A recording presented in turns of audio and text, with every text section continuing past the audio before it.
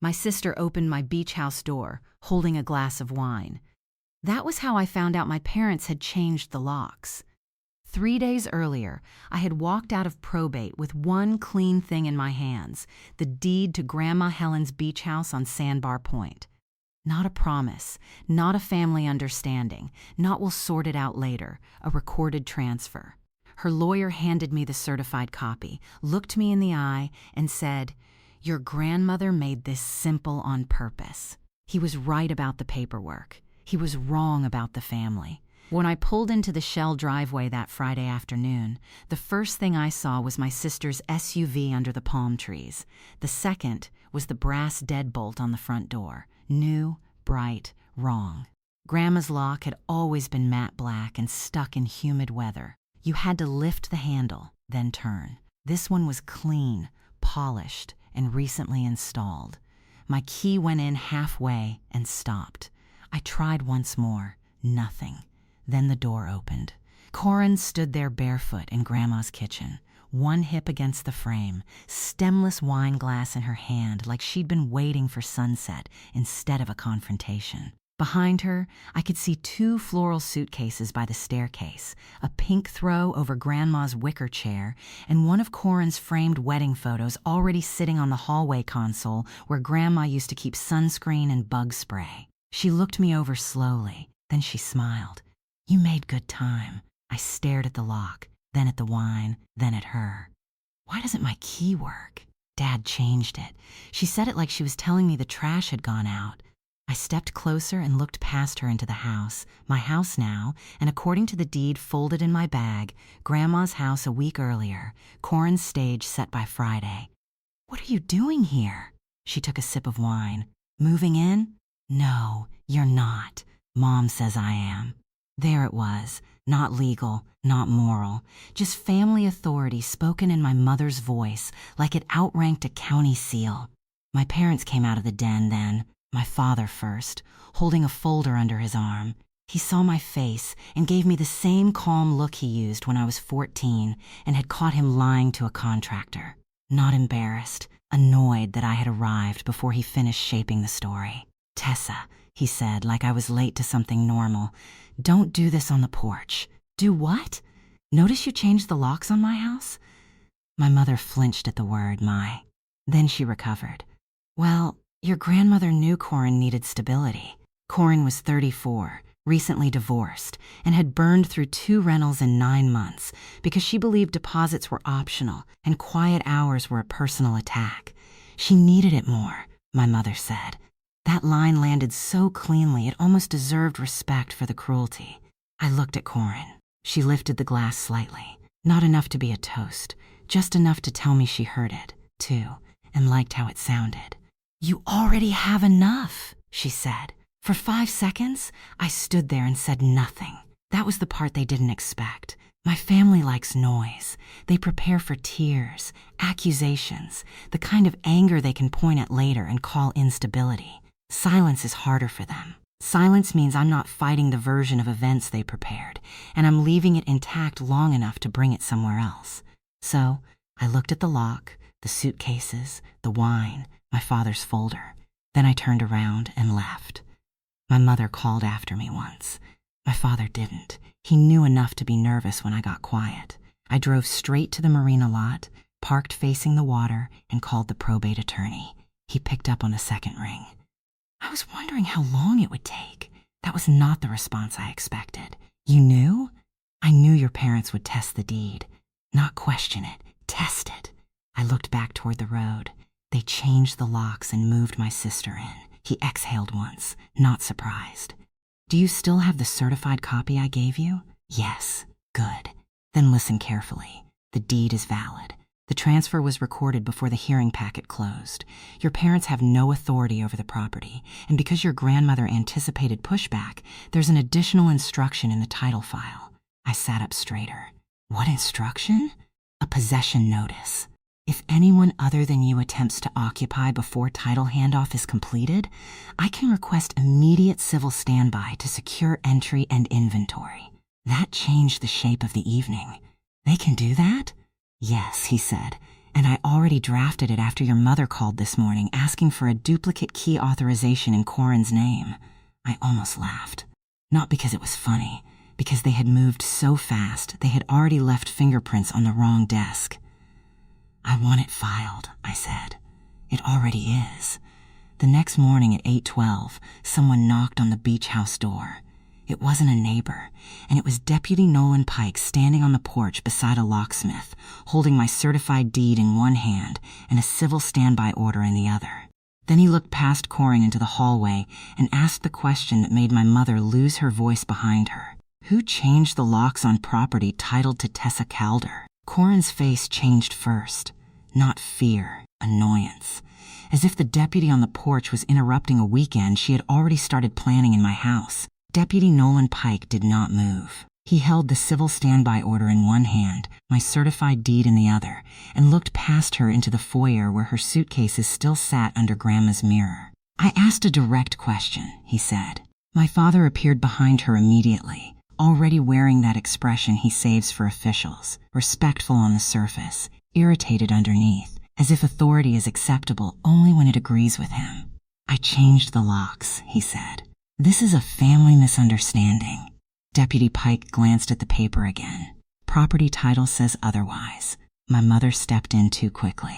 Our mother intended the beach house for both girls. No, I said from the driveway. She intended it for one. The county just recorded her vote. That landed because I was no longer arguing from pain. I was arguing from paper. The locksmith stood beside the porch rail, toolbox at his feet, waiting like a man who had already seen enough family drama to stop taking sides until the document told him where to look. Deputy Pike turned slightly toward me. Miss Calder, did you authorize any lock change, occupancy, guest access, or possession transfer to the parties inside? No. He looked back at my father. Did you hear that? My father spread his hands. She's being theatrical. Deputy Pike didn't blink. And you're standing in property deeded out of probate 3 days ago. Corin finally found her voice. Mom told me it was mine. I looked at her. Of course she did. That was the first moment her confidence loosened because she realized something too late.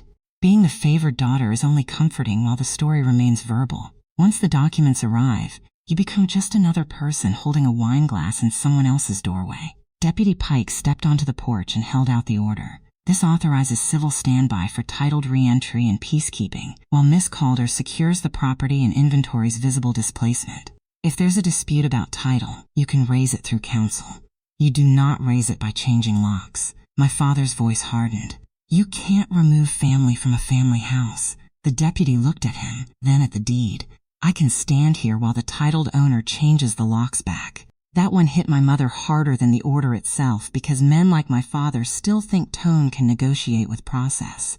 Women like my mother know the moment process stops listening. She tried a different angle. At least let us retrieve some personal items. I laughed once, not loudly, just enough. From the house you told me I already had enough not to keep? My mother looked away first. The locksmith came up the steps. Deputy Pike shifted aside. Corin stepped back into the hall, still holding the wine glass, but not like a winner anymore. Meanwhile, the new lock was being drilled out. Deputy Pike asked for identification from everyone present and wrote down names. Then he asked my father a second question, and this one changed the morning. Who requested duplicate access for Corin Calder yesterday morning through probate council contact? My father said nothing. I turned toward him. Duplicate access. So, they hadn't just changed the locks.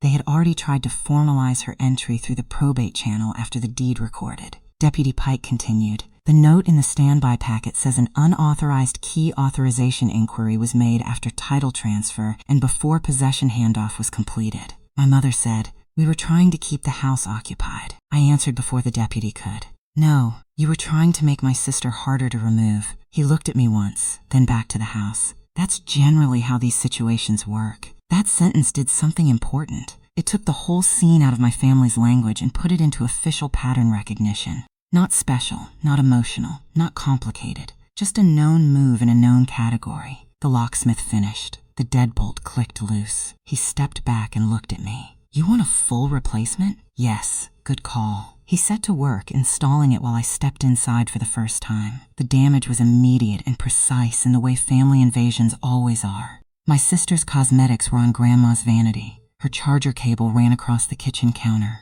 The linen closet had already been rearranged. 2 of Grandma's framed shell sketches were stacked against the wall because Corinne had apparently decided she needed cleaner backgrounds. Deputy Pike stayed near the entry writing notes. "Miss Calder," he said, "do you see any major removal of titled furnishings or personal effects?" I looked around. No missing couch, no ripped open cabinets, no truck backed up to the porch yet. Not because they were decent, because they moved too fast and got interrupted too early. "Not major removal," I said, "but they've already displaced items." He nodded once and wrote that down, too. Then he asked the question that really mattered. "Where is the title packet your father was carrying yesterday?" My father went still. Again. I had seen that folder under his arm the day before. Dark blue. Thick enough to matter. "I don't know," he said, and the deputy looked at him for a long second. "That answer sounds temporary," my mother said. "Richard, too late." Because Deputy Pike had already heard the hesitation. He asked the probate attorney's name, the duplicate access timing, and whether any quick claim, post-probate memorandum, or occupancy had been prepared after the deed was recorded. My father objected to every question. The deputy didn't care. Then my phone rang. Probate counsel. I answered on speaker. The attorney's voice was calm, clipped, and annoyingly perfect for the moment. "Miss Calder, I wanted to update you before opposing counsel attempts anything stupid. Around 7:30 this morning, only your parents' attorney tried to submit a post-distribution occupancy acknowledgement claiming your sister had been granted permissive residential use prior to final deed handoff." My father closed his eyes. That was how I knew the blue folder mattered. The attorney kept going. It was rejected. The deed is already complete and there was no retained family occupancy right in the file. Deputy Pike took one note, then another. My mother whispered, "This is insane." "No," I said. "This is traceable." Again, that word. Again, it landed. Because the whole morning had stopped being about whether they meant well. Now it was about sequence. They changed the locks, moved Corin in, requested key authorization, attempted occupancy paperwork, and got caught before the story hardened. Then the probate attorney said the sentence that changed everything one more time. "There was also a restriction note your grandmother filed with the deed transfer package," he said. "If anyone tried to create post-probate occupancy without Tessa's written consent, the title file was to be flagged and preserved." Preserved. There it was. My grandmother again, reaching past death with paperwork and timing. I looked at the walls, the mirror, Corin's suitcases, the place where my parents thought they had moved fast enough to make me late. They hadn't. And then Deputy Pike asked one final question, quiet enough that everyone in the hall heard it anyway. "Mr. Calder, if the deed was already complete, why were you carrying a second packet yesterday?" My father didn't answer, because he couldn't. Not while the locksmith handed me 2 new keys. Not while the deputy stood in my doorway. Not while the probate file was clearly still moving behind the scenes. I thought that was the end of the morning. It wasn't. Because 10 minutes later, the deputy got a call from dispatch, listened without speaking, and turned toward me with a completely different face. Not routine now, focused. "There's a title records officer asking whether you're on site," he said. "A corrective filing was just attempted this morning against the beach house." I stared at him. "A corrective filing for what?" He looked down at his notepad, then back at my father. "It purports to reduce your deed to a life use grant and transfer remainder interest to your sister." For 1 second, nobody moved. Then my father said, "That's impossible." Deputy Pike didn't answer him. Now he handed me the phone. The title records officer on the line introduced herself as Maris Cole and went straight to the point. "Miss Calder, a corrective instrument was presented this morning against the Sandbar Point parcel. It was not accepted for recording. We are calling because your name is the current vested grantee, and the filing attempts to alter the legal effect of your deed without court support." I stepped farther into the entry hall. What exactly did they try to file? "A corrective affidavit and explanatory memorandum," she said. "It claims the recorded transfer to you was intended only as a lifetime use, right with remainder ownership meant for Corin Calder." Corin made a sharp sound behind me. "What?" she said. There it was, not outrage first, confusion. Because even now, even after the locks and the moving boxes and the duplicate key request and the rejected occupancy filing, my parents were still feeding her a cleaner version than the one they were handing to actual offices. My father tried to speak over all of us. You can't discuss that without counsel. Maris didn't even pause. I can discuss a rejected filing with the current title holder when the filing seeks to alter her vested deed. Then she added, in the same level tone, the rejection is not discretionary. The file was already protected. Protected. That word changed the air again. I asked, protected how? She answered immediately. Your grandmother attached a title memorandum to the probate transfer package. Any post-distribution attempt by family members to reduce, reinterpret, split, or reassign your vested ownership without your direct signature was to be treated as hostile to intent and preserved in the file. I looked at my father. He didn't look back, because he knew exactly what she was talking about. My grandmother had not just deeded me the house. She had expected the second attack. Not the first, the second. The one after the locks, after the move-in, after the story had already been staged. Maris kept talking. The attempted corrective filing this morning also included a supporting acknowledgement in your name. I closed my eyes once. Of course it did. Is it mine? I asked. No, she said, not credibly. Deputy Pike wrote something down the second she said it. Maris continued. The signature does not match the recorded deed package, and there is no judicial basis to convert a vested fee transfer into life-use occupancy with remainder to another party. We rejected it and placed a preservation hold on all downstream activity. Preservation hold. There was the real damage, not just refusal, history, a visible timestamp trail of what they had tried. Corin looked at my mother now, not at me. You said Grandma gave this to Tessa first because of taxes. My mother actually had the nerve to look injured. We were trying to keep peace. No, I said. You were trying different paperwork until one stuck. That landed because it was true. Lock change, move-in, duplicate key request, occupancy filing, corrective title filing, same theft, new costume every hour. Maris asked one more question. Miss Calder, for the record, do you consent to any reduction, correction, to occupancy grant, remainder transfer, or shared interest interpretation of your deed? No, thank you. That denial is now attached to the parcel. Attached to the parcel. That was for my father more than me. For men like him, the most frightening thing in the world is not anger. It is a system that starts remembering. When the call ended, the hallway went very quiet. Deputy Pike slid his notebook into his pocket and looked at my father. So, this morning you tried the locks, then the key request, then the occupancy paper, then the title correction? My father said, You're framing this unfairly. The deputy nodded once. No, I'm framing it in order. That was the whole story right there. In order, not emotion. Sequence. My mother's tears started then. Small, furious ones.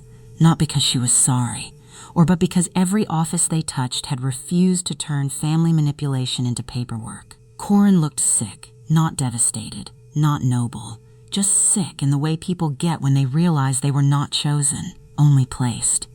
You told me it was mine, she said again. My father snapped, enough. But Deputy Pike had heard enough, too. He stepped aside for the locksmith, who handed me the new keys. Then he looked at Corin and said, You'll need to remove your belongings today. My mother flared. She has nowhere else to go. I looked at her. That stopped being my emergency when you changed my locks. Nobody argued with that, because for once there were too many witnesses, too many notes, too many filings, too many offices already touched by the lie. The move-out took 4 hours, not dramatic hours. Better than that, inventory hours. Suitcases rolled back across tile, garbage bags filled with cosmetics, chargers, beach towels, framed photos, shoes. My grandmother's shell sketches went back on the wall. The pink throw came off the wicker chair. The ring light disappeared from the hall table. Every item removed felt like the house exhaling in reverse. Deputy Pike stayed the whole time. He wrote down visible displacement, noted the changed lock, logged the attempted occupancy, and attached the title officer's contact details to his civil standby report. That mattered later. By the following Tuesday, my attorney had copies of the rejected corrective filing, the rejected occupancy memorandum, the duplicate key request, and the title preservation hold. The beach house parcel carried an internal note barring any further corrective, explanatory, or family-generated transfer instrument without my direct appearance or court order. My parents' attorney stopped using the phrase misunderstanding as soon as Maris Cole's rejection memo arrived. It was too detailed, too chronological, too embarrassing to survive outside a kitchen. Corin moved into a short-term rental on the inland side of town. My mother stopped saying she needed it more once lawyers began repeating the sentence back to her in deposition prep. My father learned that title files do not respond to confidence, only to authority. As for me, I stayed. The first night after the house was mine again, in fact as well as in paper, I sat alone on the back deck with Grandma's old porch blanket over my knees and listened to the ocean push against the dark. The outdoor light still buzzed faintly before settling. Once the kitchen window still rattled once when the wind turned east. The hallway boards still answered in the same place as I remembered from 16 summers of carrying grocery bags in with sand on my ankles. My grandmother had known exactly what they would try. That was the part that stayed with me most. Not that she left me the beach house, that she left me the second defense, too. My parents changed the locks on my beach house so my sister could move in because she needed it more. But the next morning, somebody knocked on the door with a deed, an order, and just enough process to pull the whole lie into daylight before it could harden. And once the title file started speaking, nobody in my family could talk over it. If this story pulled you in, tell me in the comments what you would have done in my place. Don't forget to like this video or subscribe to the channel and turn on notifications so you don't miss the next one. Thank you for being here, and I'll see you in the next video.